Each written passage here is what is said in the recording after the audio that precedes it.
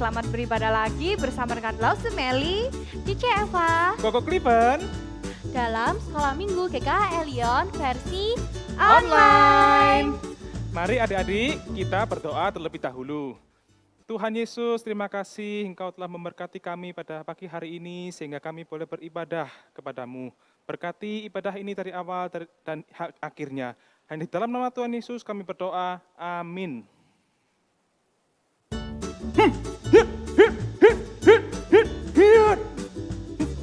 Kok ngapain? Mau perang kok? Kok Kliven bawa perisai untuk melindungi diri karena bahaya di mana-mana. Siapa tahu bisa membasmi virus. Mana bisa kok perisai buat melindungi kita dari virus. Kalau mau melindungi dari virus ya pakai masker dong. Nah, ngomong-ngomong tentang pelindung nih ya, Lause Meli punya tebak-tebakan. Adik-adik ikut ya. Yang mana dari gambar ini yang melindungi kita waktu kita dalam mobil? A. Helm. B. Jaket. C. Seatbelt. Yang mana adik-adik? Helm kan buat di motor, kalau jaket buat di badan, kalau naik mobil. Jawabannya adalah C. Seatbelt. Betul, kalau naik mobil jangan lupa ya pakai seatbeltnya. Nah, tebakan berikutnya. Siapa yang melindungi kita kalau ada kejahatan? A. Pemadam kebakaran. B. Polisi. C. Tukang servis. Pemadam kebakaran melindungi kita dari api. Tukang servis menolong kita memperbaiki barang-barang kita yang rusak. Berarti jawabannya adalah B. Polisi. Betul sekali. Nah adik-adik, di antara banyak macam pelindung kita, hanya satu pelindung yang selalu ada bersama-sama kita. Di gunung, di lembah, di kanan, atau di kiri kita. Siapakah dia? Dia adalah Tuhan Yesus. Yesus besertaku.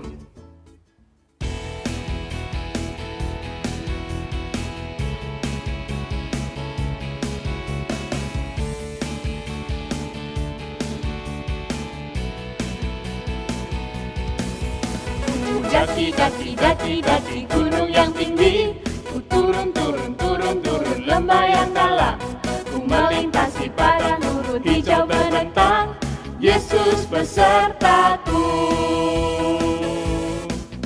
Ku terbang luar angkasa.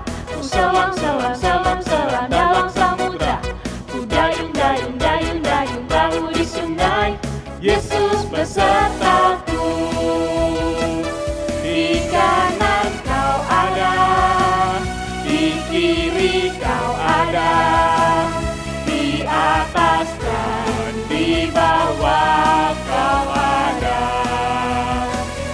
di suka kau ada, di duka pun kau ada, karena Engkau Yesusku. Daki gunung yang tinggi. Ku turun lembah yang dalam. Ku melintasi padang rumput hijau merentang. Yesus besertaku. Di kanan kau ada, di kiri kau ada, di atas dan di bawah kau ada. Di suka kau ada, di duka pun kau ada, karena Engkau Yesusku. Di kanan kau ada, di kiri kau ada, di atas dan di bawah kau ada. Di suka kau ada, di duka pun kau ada, karena Engkau Yesusku. Karena Engkau Yesusku. Karena Engkau Yesusku.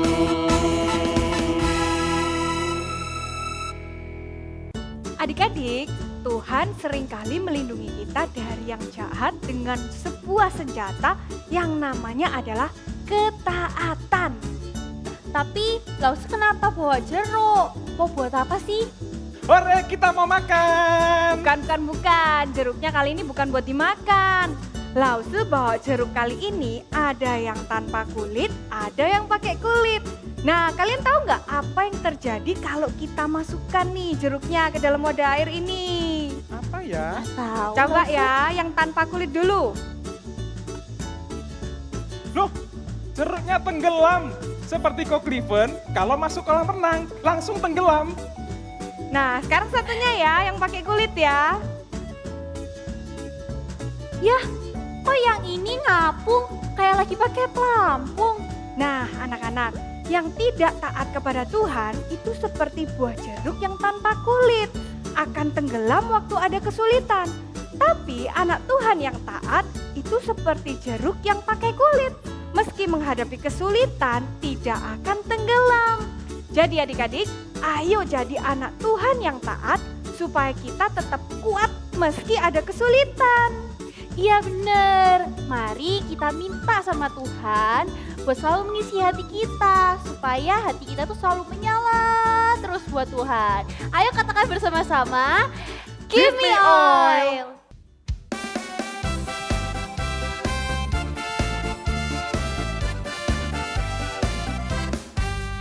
Give me oil in my lamp, keep me burning. Give me oil in my lamp, I pray. Give me oil in my lamp, keep me burning, burning, burning. Keep me burning till the break of day.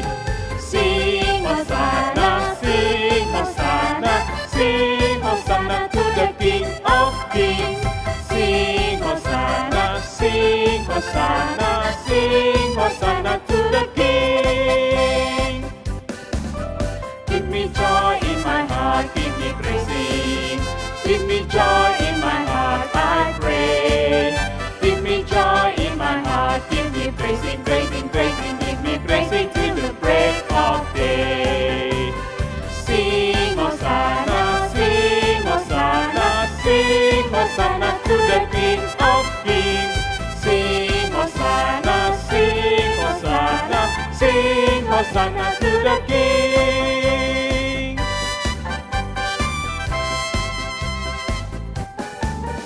Give me peace in my heart, give me loving. Give me peace in my heart, I pray. Give me peace in my heart, give me loving, loving, loving. Give me loving till the break of day. Sing Hosanna, sing Hosanna, sing Hosanna to the King of Kings. Sing Hosanna, sing Hosanna, sing Hosanna to the King.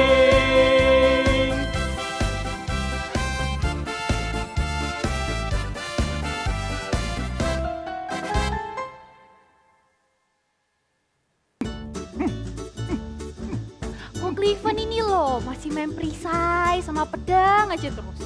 Iya, ini lagi latihan supaya bisa melindungi Cek Evania dan adik-adik di rumah. Baik banget ya Cockleven. Laus Meli nggak dilindungi. Tapi Laus Meli nggak perlu khawatir, ada Tuhan yang melindungi. Dan adik-adik juga nggak perlu khawatir ya, ingat Tuhan selalu melindungi kita. Tahu nggak bahwa di Alkitab ada banyak kisah tentang Tuhan melindungi anak-anaknya. Sekarang ayo coba, siapa yang tahu nama orang yang Tuhan lindungi dari singa? Siapa adik-adik?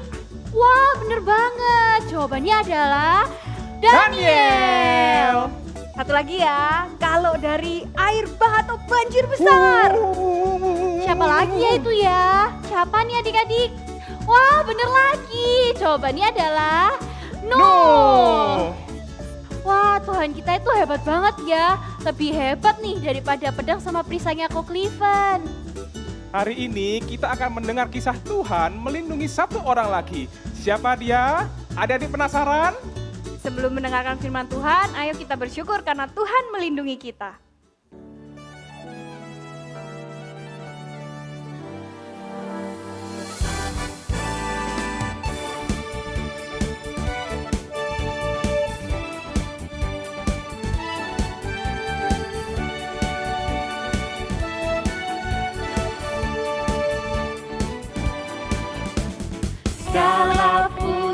syukur hanya bagimu Tuhan, sebab Kau yang layak dipuja. Kami mau bersorak, tinggikan namamu. Haleluya.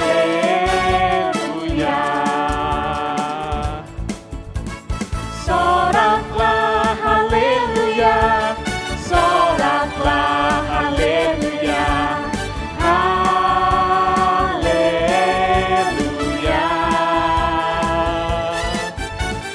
Soraklah haleluya, soraklah haleluya.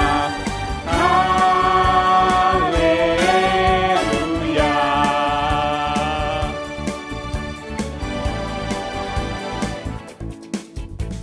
Segala puji syukur hanya bagimu Tuhan, sebab Kau yang layak dipuja.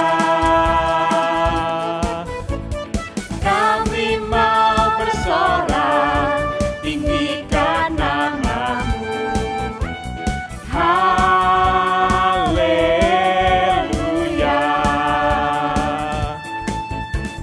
Soraklah haleluya, soraklah haleluya.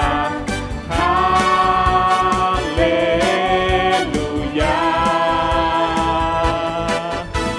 Soraklah haleluya, soraklah haleluya. Haleluya.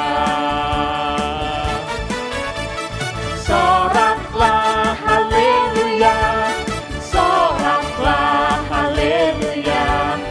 Haleluya.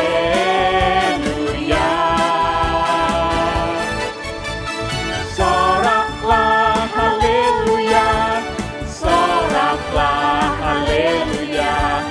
Haleluya.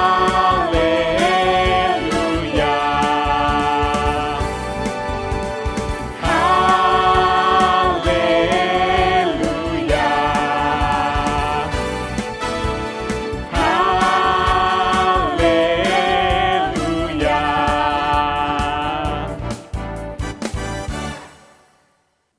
Shalom adik-adik. Pada saat ini kita akan belajar bersama-sama tentang kebenaran firman Tuhan yang akan dibawakan oleh Lause Yodi. Kita akan belajar tentang bagaimana Allah itu melindungi anak-anaknya. Namun sebelum kita mendengarkan firman Tuhan, kita berdoa dulu. Tuhan Yesus, pimpin kami mau belajar bersama-sama firman Tuhan. Tuhan yang mengarahkan kami supaya kami boleh fokus. Dan kiranya firman Tuhan boleh bertumbuh berbuah di dalam setiap kehidupan kami untuk semakin percaya penyertaan Tuhan.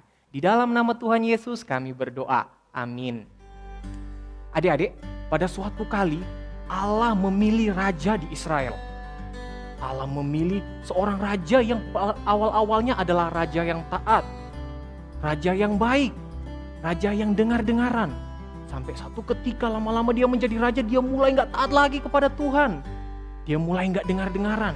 Pada saat Tuhan berfirman untuk jangan mempersembahkan korban, dia malah mempersembahkan korban sendiri. Karena mempersembahkan korban itu adik-adik pada masa itu adalah yang dilakukan oleh para imam. Dan raja bukanlah imam, jadi gak boleh mempersembahkan korban. Di situ Tuhan benar-benar marah kepada raja ini. Tahu gak nama raja ini siapa? Raja Saul. Nah, Raja Saul ini akhirnya ditegur oleh Nabi Samuel. Nabi Samuel marah ke dia. Nabi Samuel bilang, kamu gak taat ke Tuhan dan kamu akan mendapatkan hukuman kalau begitu. Akhirnya raja ini menjadi begitu sedih. Dia kecewa, dia juga marah. Kenapa dia marah? Karena dia sadar adik-adik, posisinya nanti sebagai raja akan diganti oleh orang lain. Karena Tuhan berjanji mengambil tahtanya. Tuhan juga gak mau lagi dengar apa kata-kata permohonan dari Raja Saul. Dan Tuhan juga gak mau berfirman kepada Raja Saul. Akhirnya Tuhan menyuruh Nabi Samuel untuk mencari seorang raja baru yang telah ditetapkan Tuhan. Tahu gak nama raja yang baru ini siapa? Nama raja yang baru ini adalah Raja Daud. Nah, betul adik-adik. Raja ini masih muda, dia ganteng, dia pintar musik, dan ternyata dia adalah seorang gembala adik-adik. Dia seorang gembala kambing domba dan dia juga pemberani.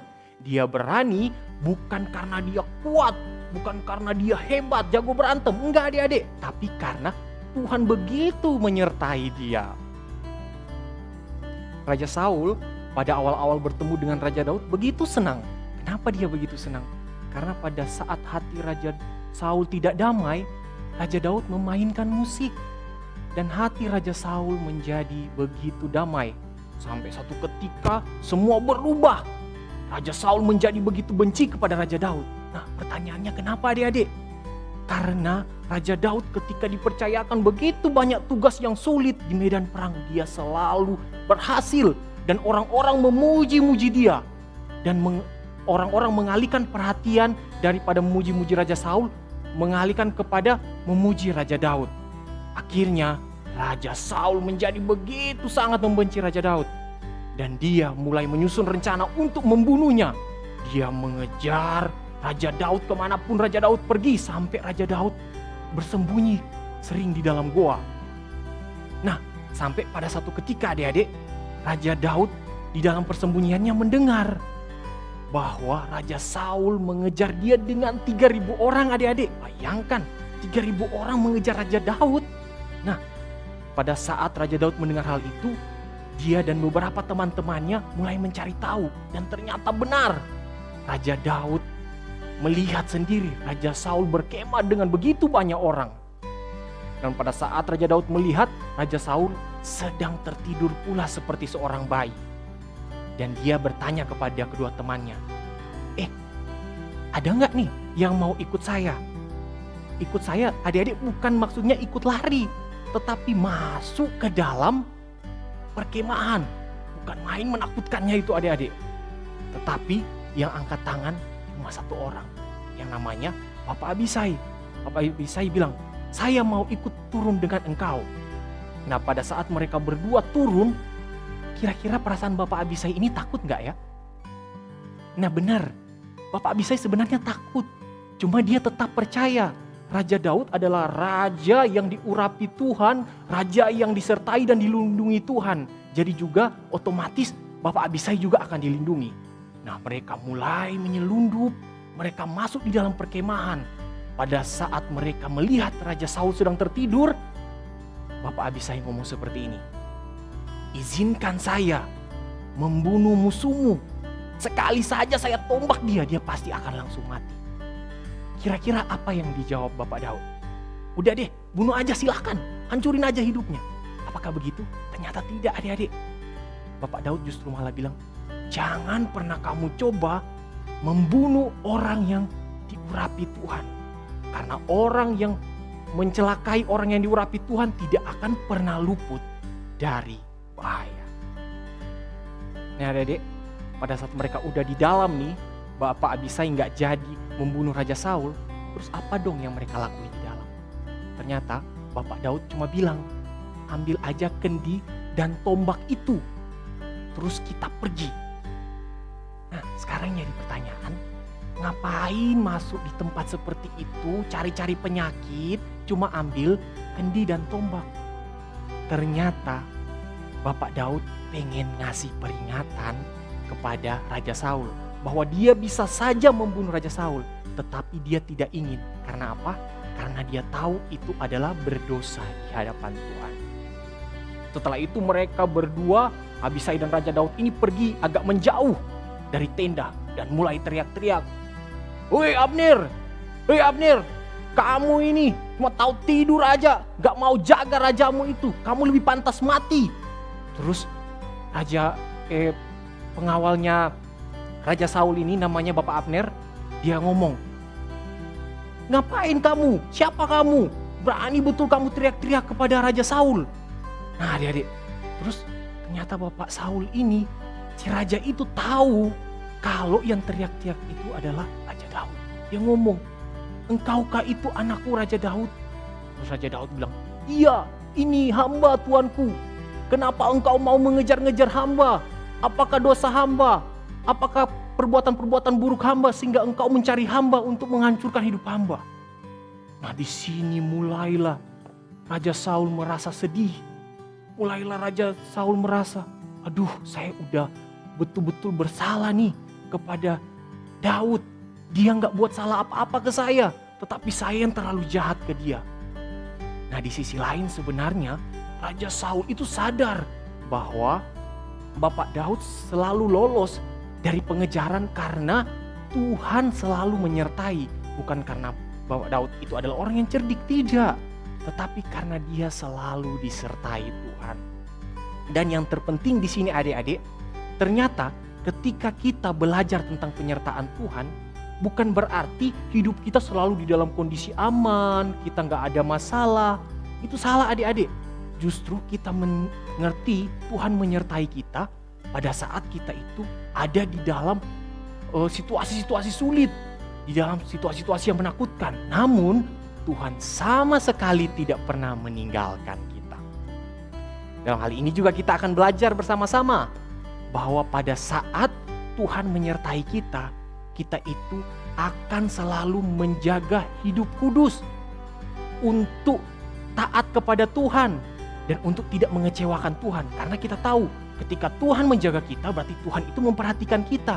Jadi kita nggak boleh hidup sembarangan seperti Bapak Daud. Dia nggak mau hidup bercela. Walaupun dia dikejar-kejar untuk dibunuh, dia tidak mau membalas kejahatan dengan kejahatan. Nah, mari adik-adik, melalui hal ini kita belajar bersama-sama bahwa Allah yang menyertai Raja Daud adalah Allah yang menyertai kita juga. Allah yang selalu melepaskan Raja Daud dari segala macam bentuk kejahatan adalah Allah yang selalu juga meloloskan kita dari berbagai-bagai tindakan kejahatan orang. Adik-adik, sama seperti Bapak Daud menyebut Tuhan adalah gembalanya yang selalu menuntun dia, melindungi, menjagai dia. Begitu juga dengan kita yang mengakui bahwa Tuhan Yesus adalah gembala yang baik bagi kita, yang selalu menuntun kita, menjagai kita. Bahkan dia rela mati bagi kita pada saat kita masih di dalam kondisi sangat-sangat berdosa. Nah, sekarang firman Tuhan telah selesai, kita akan berdoa. Tuhan, terima kasih untuk kebenaran firman-Mu yang boleh disampaikan. Kiranya kami boleh semakin bertumbuh di dalam percaya kami kepada Tuhan Yesus, bahwa Tuhan Yesus adalah Tuhan dan Juru Selamat kami yang menggembalakan kami, supaya kami semakin hari semakin dekat dengan Tuhan dan semakin kuat di dalam Tuhan. Di dalam nama Tuhan Yesus kami berdoa. Amin.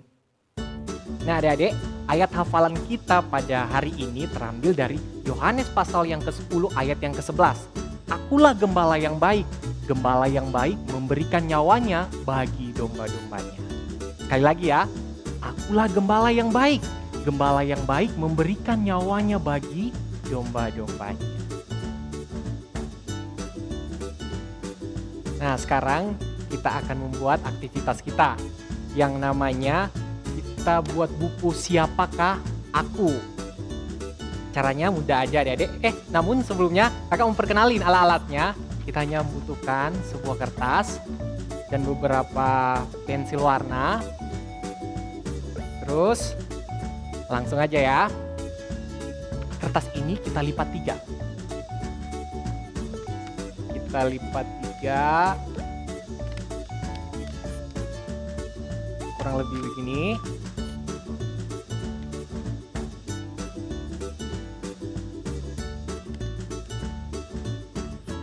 Dan kita lipat lagi 3.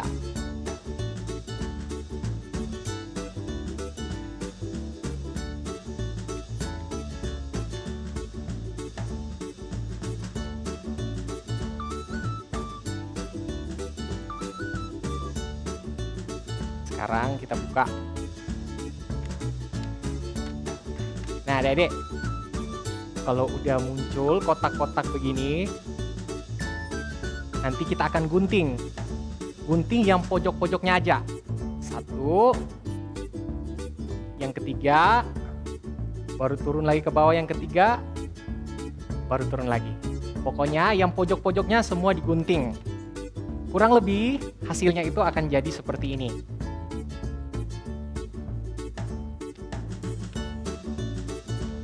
kurang lebih hasilnya akan jadi seperti ini. Kita akan membuat buku. Buku apa namanya? Buku Siapakah Aku. Nah, setelah itu kita akan menuliskan di sini di awalnya itu siapakah aku. Kita akan menuliskan siapakah aku.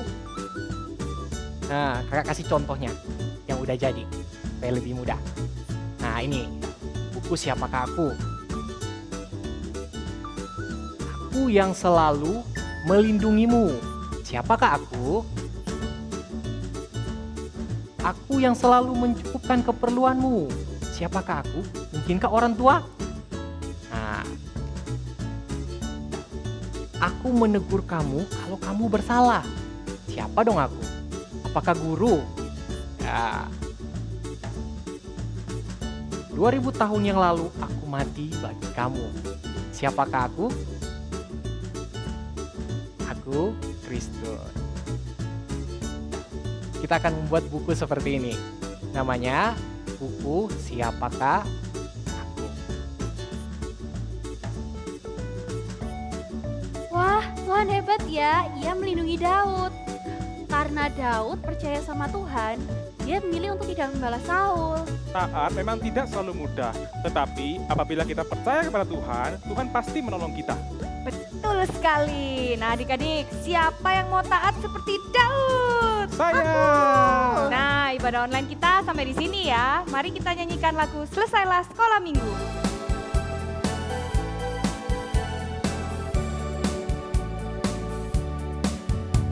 Selesailah sekolah minggu, sampai jumpa lagi. Tuhan Allah selalu besertamu.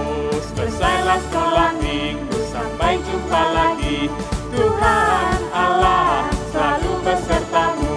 Tuhan Allah selalu besertamu. Nah adik-adik, jangan lupa ajak saudara dan teman-temanmu untuk selalu beribadah. Oke, sampai ketemu lagi minggu depan di Ibadah Sekolah Minggu GKA Elion versi Online. Bye.